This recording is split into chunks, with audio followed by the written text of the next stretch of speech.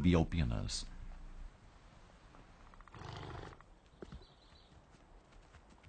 Ele está com um potro recém-nascido em seu bando, e a mãe do recém-nascido está no cio.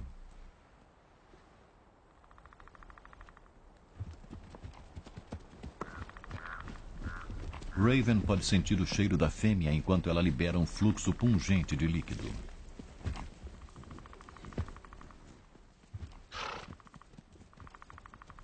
Seus dois filhos, ainda jovens, tentam espelhar o comportamento de seu pai, observando e aprendendo. Os garanhões parecem aprender muito sobre o que está acontecendo através do cheiro. Este macho solteiro deixa seu cartão de visitas sobre o topo de outro, sinalizando que este é seu território também. É possível que os garanhões possam reconhecer a saúde e a potência dos rivais através das pilhas de estrume. Os jovens machos expulsos de seus bandos por seus pais podem preocupar os garanhões mais velhos, embora a maioria ainda seja jovem e inexperiente demais para ser uma ameaça real. Alguns líderes parecem gostar de brincar de luta com os machos mais jovens. Porém, essas brincadeiras são geralmente entre seus pares. A maioria dos garanhões precisa ter pelo menos 6 anos de idade antes de ser forte o bastante para competir pelas éguas. Assim como o bando familiar tem uma ordem social, o mesmo ocorre com os grupos de solteiros. O garanhão alazão de 5 anos é superior ao potro branco de 2 anos e entra na água primeiro, sutilmente afirmando sua autoridade.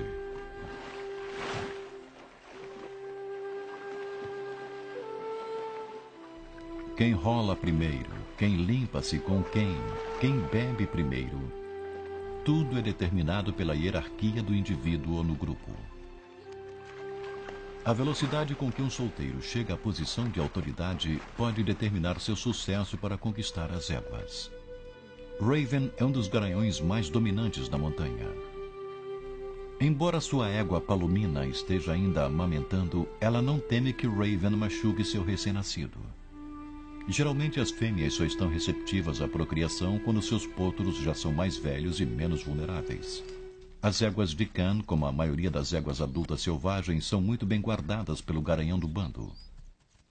O filho adolescente e precoce de Khan continuamente interfere com as éguas, e Khan gentilmente o disciplina, mordendo seu pescoço e pernas. Khan logo expulsará o jovem do grupo para evitar a possibilidade de cruzamento consanguíneo. A meio quilômetro de lá, o bando de Turgan aproxima-se do território de Khan. É um dia tenso para o bando de Khan. Seu filho persistente tenta acasalar-se com uma das éguas que o rejeita.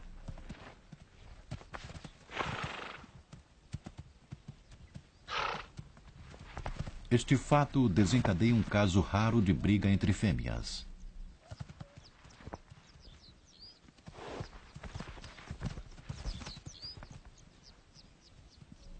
A luta não passa despercebida. Turgan encontrou o bando de Khan. Questões familiares devem vir depois de disputas territoriais. Khan corre para enfrentar o intruso. Turgan dá a volta e aproxima-se de Khan.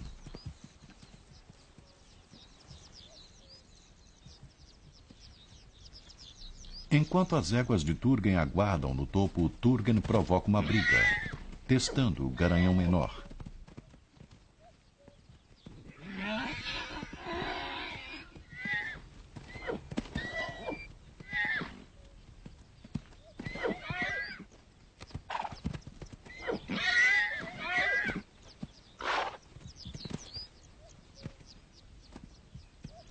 O filho de 2 anos de Khan observa.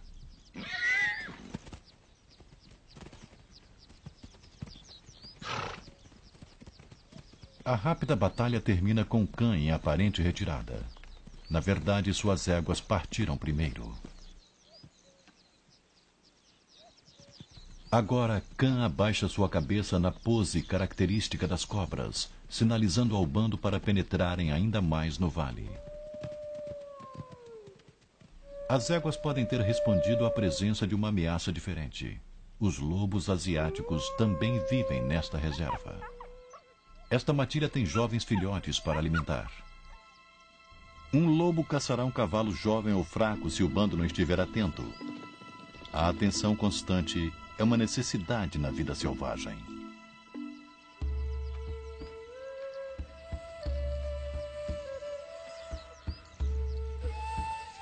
O povo nômade que uma vez domou os cavalos taqui vivem nas extremidades da reserva.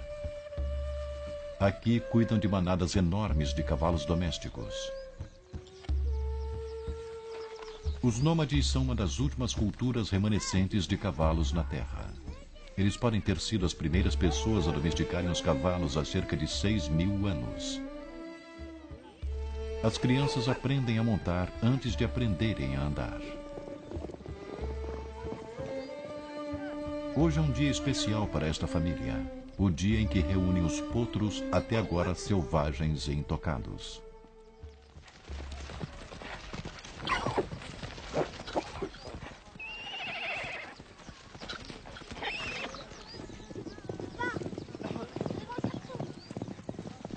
Os cavaleiros usam uma vara longa e flexível com um laço na ponta chamado de urga para prender o potro.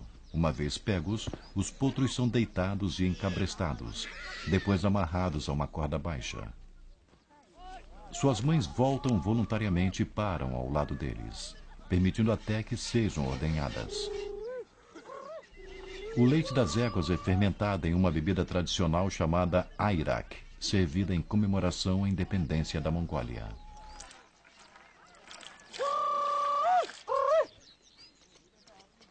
A canção encoraja a fêmea a dar seu leite para as pessoas. Algumas espécies equinas raramente foram domadas. Nas savanas da África, zebras comuns ainda vagam em grandes manadas.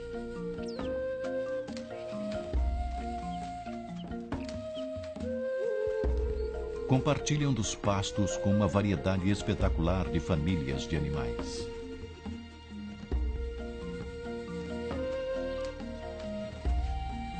Como os taqui e os cavalos selvagens dos Estados Unidos, a zebra Burchell ou comum vive em bandos familiares que consistem de éguas, um garanhão dominante e seus filhotes.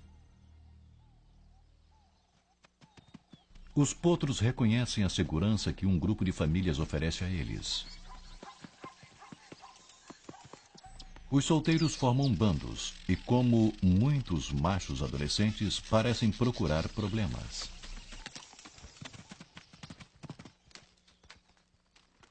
Os bandos se unem para irem até a água. A segurança em número e as listras uniformes torna difícil distinguir um único indivíduo. A tarefa do leopardo de encontrar a zebra fraca ou descuidada torna-se ainda mais difícil. As zebras estão alertas, sabem que a água atrai os predadores, bem como as presas sedentas.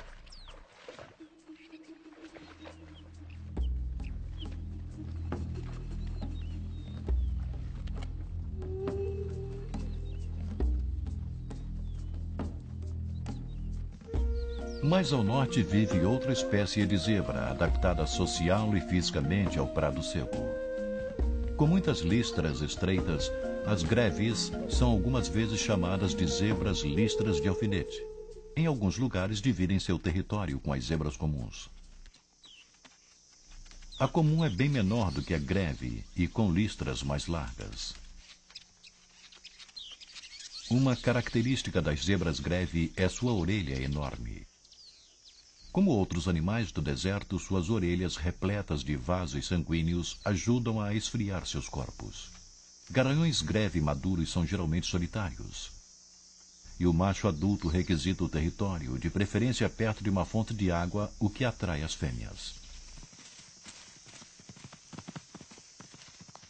As fêmeas, aceitando a segurança e a abundância relativa de um bom território, concedem direitos de procriação ao garanhão que as guarda.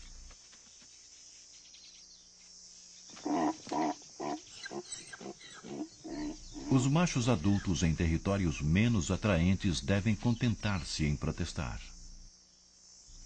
Uma fêmea no cio é melhor identificada através do comportamento ardente familiar. A fêmea pisca a vulva, uma indicação visual de que está pronta para o acasalamento. Antes de aceitar seu convite, o garanhão deve primeiro limpar seu território de rivais em potencial.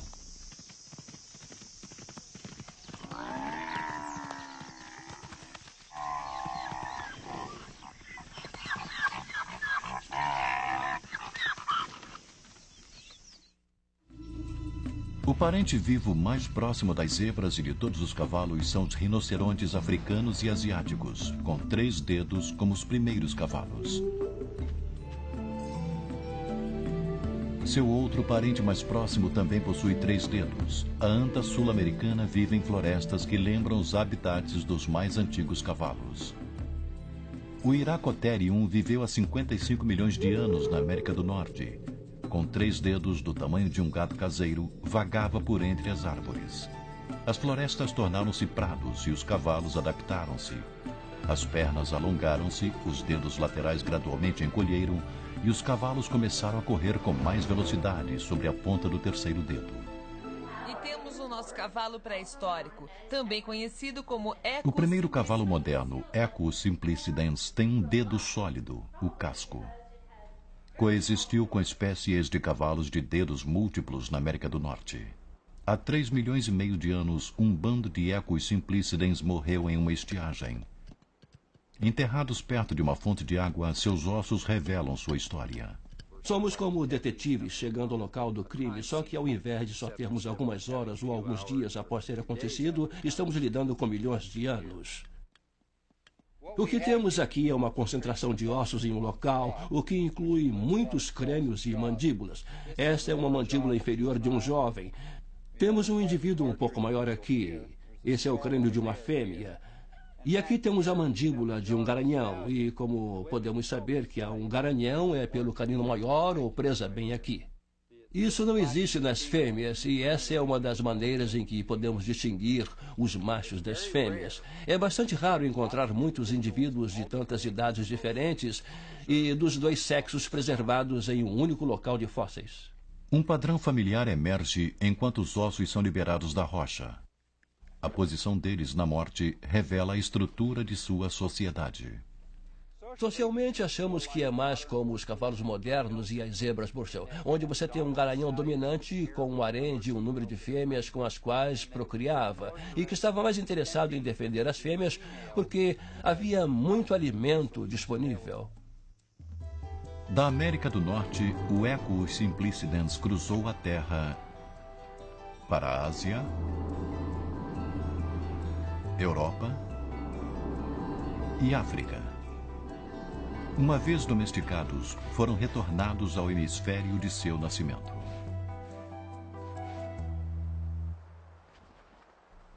Nos vales na base da montanha, Raven e seu bando alimentam-se das plantas que conseguem encontrar. Os cavalos sobrevivem com dietas que matariam de fome mesmo o gado mais saudável. Em sua diversidade de alimentação está a sua habilidade para viver praticamente em qualquer lugar. Curs da Índia podem viver em planícies salgadas, onde alimento e água são raros. No sudoeste americano, burros alimentam-se de plantas lenhosas de um deserto semiárido. Cavalos selvagens em algumas ilhas na costa leste dos Estados Unidos aprenderam a sobreviver das plantas salgadas que crescem na água salobra. Estas zebras estão se alimentando de capim, não a parte suculenta adorada pelos animais selvagens, mas dos ramos repletos de celulose que outros ungulados evitam. Sua capacidade para digerir alimentos duros está em um órgão chamado ceco, encontrado onde o intestino delgado junta-se ao grosso. Possui uma bactéria e protozoário que extraem os nutrientes da celulose sem a necessidade de ruminar. Portanto, os equinos não precisam usar seu tempo parados para ruminar seu alimento. Cavalos comem uma grande variedade de plantas, porém uma égua precisa ensinar ao seu potro o que é comestível, inclusive a hora certa para aproveitar as flores